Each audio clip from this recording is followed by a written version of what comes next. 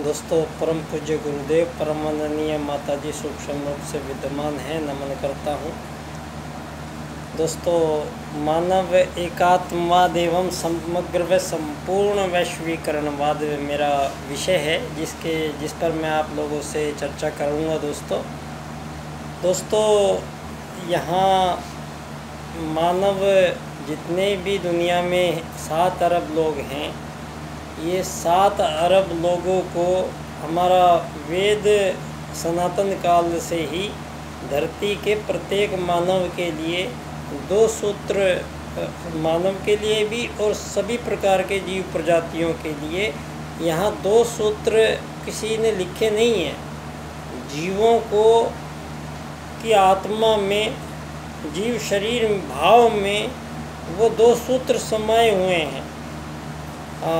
वो चिड़िया है, तोते है, कबूतर है, बंदर है, शेर है, हाथी है, ये इतने सारे प्रकार के जो जीव हैं, ये सभी जीव जो चिड़िया है, चिड़िया प्रजाति, जब चिड़िया जाती है, मैंने देखा एक दिन, मैंने छत पे दाने फेंक दिए थोड़े से, तो मैंने देखा वहाँ पर कुछ कबूतर जो जल्दी आ गए, तो वो कबूतर आके बैठ गए, कबूतर ज़्यादा आगे खाने लगे, तो मैंने देखा वहाँ पर 4-5 चिड़िया भी आगे बैठ गई।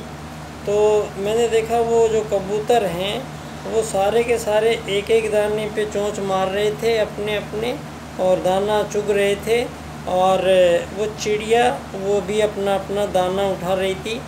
तो उन कबूतरों में किसी में भी एक दाने पे लड़ाई नहीं हुई कि ये मुझे खाना है, ये मुझे लेना है, ये तुम्हें नहीं लेना है। जब वहाँ पर दाने थे सबके हिस्से में आ गए, तो वो और चिड़िया को उन्होंने रोका नहीं, किसी ने उस पर हमला नहीं किया कि तुम हमारा खाना खा रहे हो। तो चिड़िया को भी दाने खाए चिड़िया ने, और वो सारे कबूतर जब तक उनको दाने मिले ठीक है, नहीं मिले फुर्दनी से उड़ के चले गए। तो ये वो मुझे सिखा गए अच्छी तरह कि यहाँ धरती पे मानवों को आत्मत सर्वभूतेषु में कैसे रहना है। तो ये जो सूत्र हैं, आत्मत सर्वभूतेषु वसुधैव कुटुम्बकम, ये 2 सूत्र धरती पे संपूर्ण जीव प्रजाति समुदाय के लिए उस परम सत्ता परमात्मा ने वेद रूप में पहले ही अभिव्यक्त कर दिए गए थे। तो और मानव यहाँ सतयुग से आया था, तो सतयुगी मानव यहाँ पूरे लक्ष्य के साथ आया है, और लक्ष्य उसका पहले राजनीतिक दर्शन की, जब उससे पहले राजनीति की ज़रूरत नहीं थी। सतयुग में सभी मानवों को पता था कि आप एक आत्मा हो, परमात्मा का अंश हो, और सभी ये परमात्मा के अंश हैं। तो सबसे कोई मानव से मानव की किसी भी प्रकार से ना तो कोई उनका संघर्ष हो सकता है, मानव का ना उनसे कोई तुलना हो सकती है।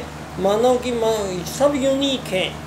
धरती पे जो भी आत्मा है वो अपने आप में एक यूनिक है, वो उसको किसी दूसरे से तुलना करने के लिए यहाँ धरती पे कोई पैमाना नहीं बनाया गया है।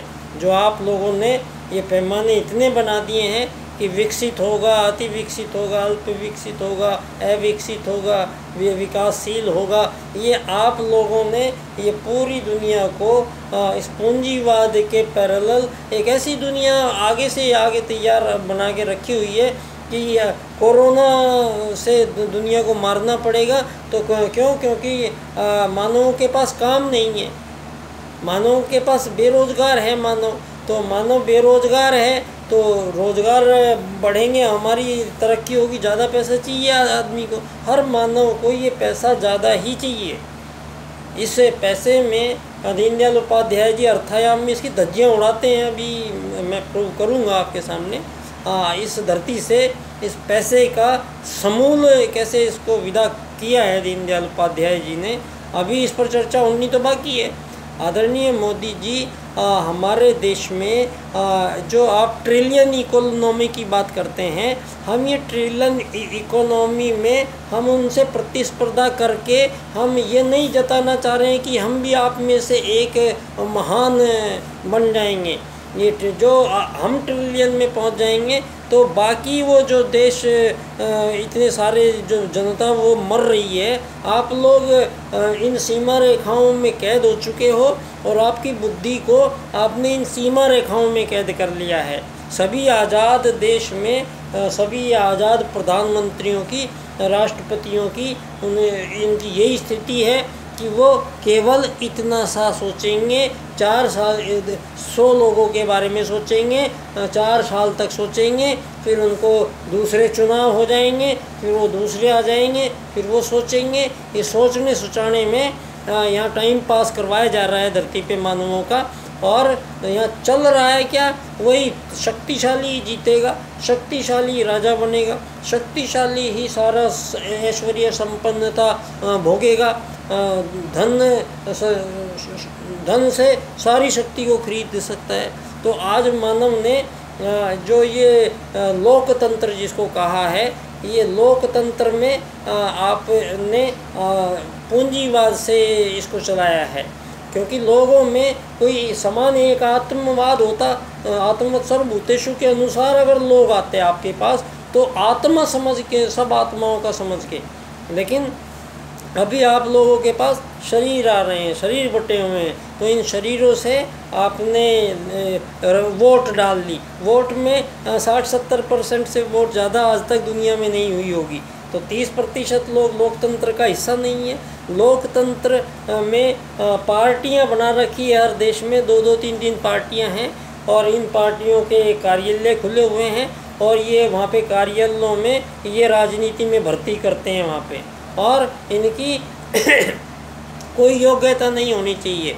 मानव में कोई योग्यता हो या नहीं हो, उसको प्रधानमंत्री बना दिया जाएगा। वो 5वीं पास भी नहीं है, उसको चाहे कुछ आता है जाता नहीं है, वो सारे के सारे लोग वहाँ पर जाके बैठ जाएंगे और 5 साल तक वहाँ पर आपस में ही जूते पत्थर वहाँ पे फेंकेंगे और कभी कुछ नौटंकी करेंगे और अपना टाइम पास करेंगे और उनकी धन बढ़ता चला जाएगा।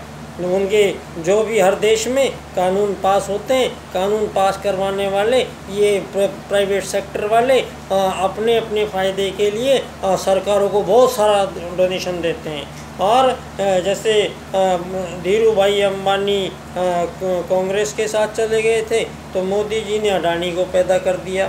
तो अडानी जी जिसको नाम भी नहीं जानते थे, आज ये उनका बिलियनर्स में नाम आता है। मतलब धरती पे पूंजीपति लोगों ने सारी प्राकृतिक संपदाओं को अपने पास सुरक्षित रख लिया है और जो ये आज़ाद देश की आज़ाद सरकारों के नाम पर जो मानवों के साथ ये छल किए गए हैं, ये छल का संपूर्ण उन्मूलन पंडित दीनदयाल उपाध्याय जी अर्थायाम आधारित एकात्म मानववाद की राजनीति से करते हैं, जहां 7 अरब लोगों को एक ही समान आत्मा मानते हुए और 7 अरब लोगों को एक ही कमरे के नीचे बैठ के 7 अरब आत्माओं को एक यात्री मानते हुए सबकी यात्राएं, बच्चे हैं 8 साल से ज़्यादा हैं तो सारे के सारे गुरुकुल में मिलेंगे, कहीं रोड पे कोई मिलेगा नहीं।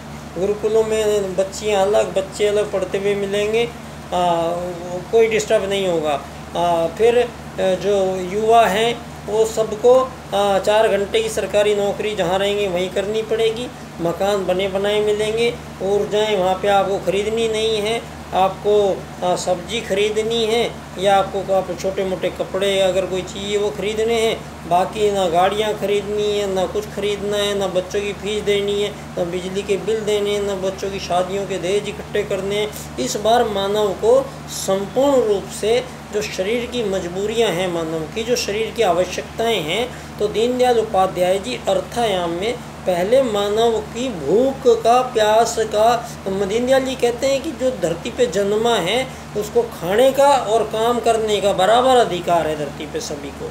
अगर किसी को काम नहीं मिले तो आपने काम नहीं दिया, तो ये इसका मतलब आपका यहाँ जो सिस्टम चला रहे हैं ये सिस्टम गलत है। और आप लोग तो सारी दुनिया को 30-40% लोगों को भी रोज़गार नहीं दिया है। बेरोज़गार लोग, आत्महत्या करते हुए लोग हैं आपकी पूंजीवादी दुनिया में, शोषण होते हुए, आत्महत्याएँ करते होते हुए ये चला रहा है।